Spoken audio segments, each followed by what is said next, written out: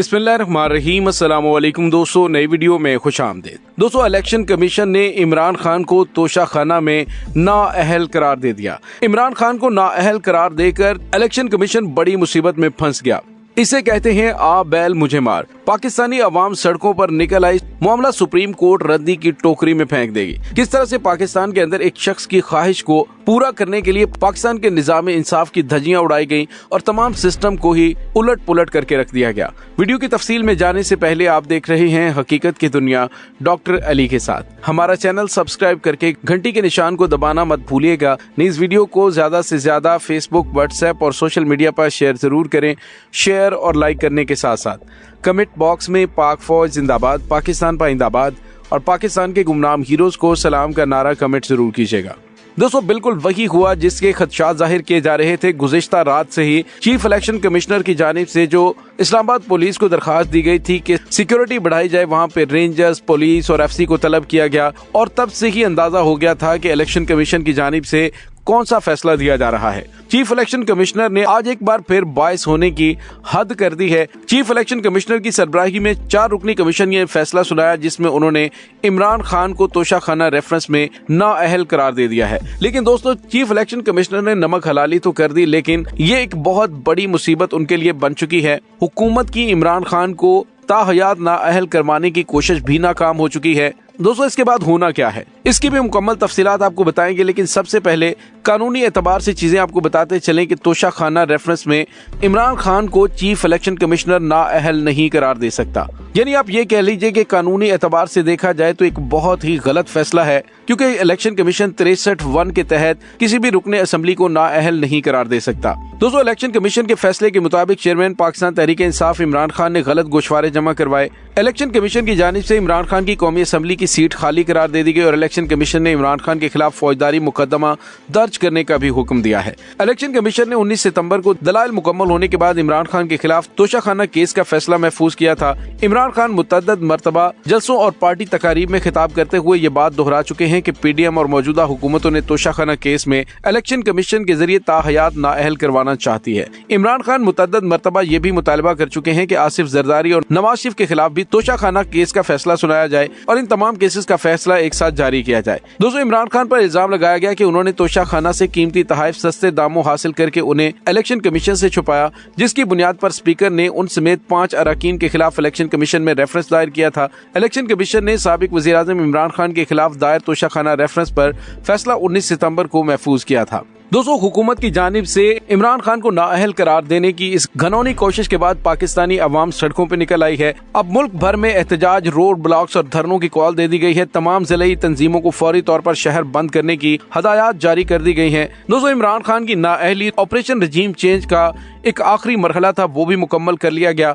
लेकिन अब यहाँ से अवाम और पाकिस्तान तहरीक इंसाफ की एक नई जंग का आगाज हो गया है। पाकिस्तान तहरीक इंसाफ की कॉल पर पाकिस्तानी अवाम तमाम तर रुकावटों को दूर करते हुए इलेक्शन कमीशन के दफ्तर पर हमलावर हो चुकी है। सेनेटर इजाज चौधरी और पुलिस के दरमियान हाथापाई भी हुई है।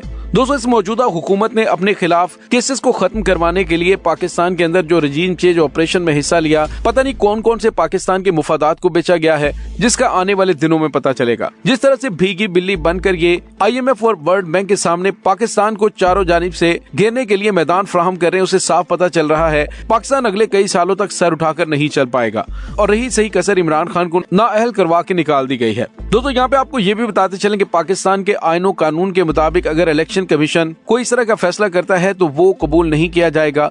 अदालत के अलावा कोई इदारा रुकने असम्बली को नाअहल नहीं करार दे सकता और इलेक्शन कमीशन ने अपनी डोमेन को क्रॉस करते हुए ये सब कुछ किया है।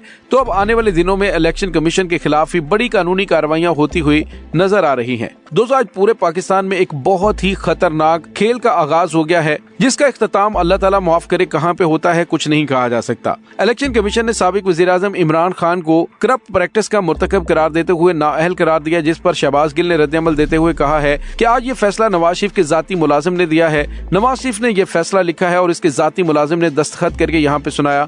2 बजे का वक्त दिया गया और 2 बजे गेट को ताले लगा दिए गए। मीडिया को भी अंदर जाने नहीं दिया गया था और अगर ये फैसला हक पर मबनी होता तो डर कैसा था। अगर ये फैसला इंसाफ के कवानीन को पूरा करता तो लोगों को आकर सुनने दिया जाता। ये मफरूज गफरूर भगोड़े का लिखा हुआ फैसला है जिसे अवाम हर लिहाज से मुस्तरद करती है।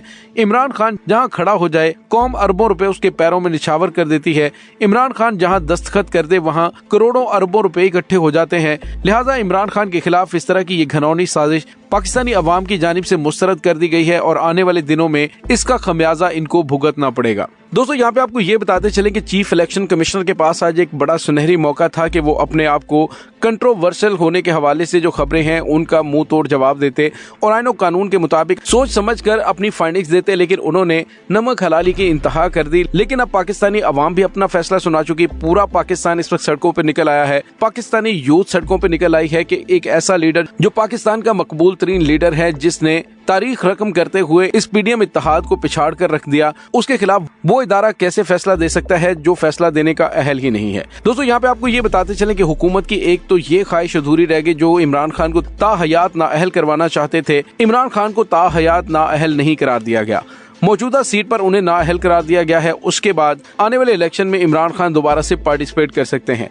दूसरी जानिब आपको ये बताते चलें कि तहरीक इंसाफ के चेयरमैन इमरान खान के खिलाफ बास्ट फैसला देने के बाद तहरीक इंसाफ के रहनुमा दीवारें फलांग कर इलेक्शन कमीशन के ऑफिस में दाखिल हो गए हैं। पुलिस और रेंजर्स और एफसी उन्हें रोकने में मुकम्मल तौर पर नाकाम है। दूसरी जानिब तहरीक इंसाफ ने इलेक्शन कमीशन का फैसला हाई कोर्ट में चैलेंज करने का ऐलान कर दिया है और जब इसे हाई कोर्ट में चैलेंज किया जाएगा तो उसके बाद -1 इमरान खान का ख्वाब इंशाल्लाह कभी भी पूरा नहीं होगा। दोस्तों यहाँ पे आपको ये बताते चलें कि नवाज शरीफ की ख्वाहिश पर इमरान खान को तोशाखाना केस में नाअहल तो करार दे दिया गया, लेकिन कानून के मुताबिक इलेक्शन कमीशन ऐसा कोई फैसला नहीं दे सकता। दोस्तों आप अंदाजा लगाइए कि इमरान खान ने जो तहाइफ हासिल किए, इमरान खान ने 1 अगस्त 2018 से 31 दिसंबर 2021 के दौरान जो तहाइफ हासिल किए उनकी तादाद 58 है। ये तहाइफ ज्यादातर फूलों के गुलदान, मेजपोश, आराइशी सामान, दीवारों की आराइश का सामान, छोटे कालीन, बटवे, परफ्यूम, तस्बीह, खताती फ्रेम, पेपर वेट और पेन होल्डर शामिल हैं। अलबत्ता उनमें घड़ी, कलम, कफलिंग्स, अंगूठी, ब्रेसलेट, लॉकेट्स भी शामिल थे। और दोस्तों यहाँ पे आपको ये बताते चलें कि इन सब तहाइफ में 14 चीजें ऐसी थी जिनकी मालियत 30,000 रुपए से जायद थी, जिसे उन्होंने बाकायदा तौर पर तरीकाकार के तहत रकम की अदायगी देकर खरीदा। इमरान खान ने इतराफ किया था कि उन्होंने बतौर वजीर आजम अपने दौर में 4 तहाइफ फरोख्त करवाए थे। साबिक वजीर आजम ने कहा था कि उन्होंने 2 करोड़ 16 लाख की अदायगी के बाद सरकारी खजाने से तहाइफ की फरोख्त से तकरीबन 5 करोड़ 80 लाख रुपए हासिल किए और उन तहाइफ में से घड़ी, कफलिंग्स, एक महंगा कलम और एक अंगूठी शामिल थी, जबकि दीगर 3 तहाइफ में 4 रोलेक्स घड़ियां भी शामिल थी। दोस्तों याद रहे कि कौमी असम्बली के स्पीकर राजा परवेज अशरफ ने अगस्त के अवाइल में तोशाखाना केस की रोशनी में इमरान खान की नाअहली के लिए इलेक्शन कमीशन को रेफरेंस भेजा था। रेफरेंस में कहा गया था कि इमरान खान ने अपने असासों में तोशाखाना से लिए गए तहाइफ और उनकी फरोख्त से हासिल होने वाली रकम की तफसीलात नहीं बताई। इमरान खान ने तमाम तफसीलात बता रखी हैं। दोस्तों यहाँ पे आपको ये भी बताते चलें कि इमरान खान को जिन नकात पर इलेक्शन कमीशन की जानिब से नाअहल करार दिया गया है, इमरान खान के खिलाफ रेफरेंस कमजोर बुनियादों पर है। हासिल शुदा तहाइफ की तफसीलात इलेक्शन कमीशन में बताई गई और इमरान खान ने असासों की तफसीलात सारी मालूमात दी। फरोख्त किए गए तहाइफ मौजूद नहीं और मिलने वाली रकम जाहिर कर दी गई, उस पर टैक्स भी अदा किया गया। और कानूनी माहिरीन का कहना है कि रसीदें कागजात नामजदगी के साथ जरूरी नहीं होती, रसीदें जमा करवाना FBR का डोमेन बनता है। इमरान खान की जानिब से इलेक्शन कमीशन जवाब में तमाम सबूत दे दिए गए, लेकिन इलेक्शन कमीशन ने जानिबदारी का एक बार फिर मुजाहिरा करते हुए पाकिस्तान की तारीख का एक बदतरीन फैसला दिया है। लेकिन आने वाले दिनों में ये फैसला कल आदम करार देकर रद्दी की टोकरी में फेंका जाएगा। इलेक्शन कमिश्नर ने जो अपने ओहदे का गलत इस्तेमाल किया है, अब उनके गिर्द फंदा लटकना शुरू हो जाएगा। दोस्तों इस तमाम सूरत हाल के बारे में आपका क्या कहना है, कमेंट सेक्शन में अपने ख्यालात का इजहार जरूर कीजिएगा। इंशाल्लाह बहुत जल्द मिलते हैं एक नई वीडियो में, तब तक के लिए अपना बहुत सारा ख्याल रखिएगा। पाक फौज जिंदाबाद, पाकिस्तान पाइंदाबाद, पाकिस्तान के गुमनाम हीरोज को सलाम, अल्लाह वारिस।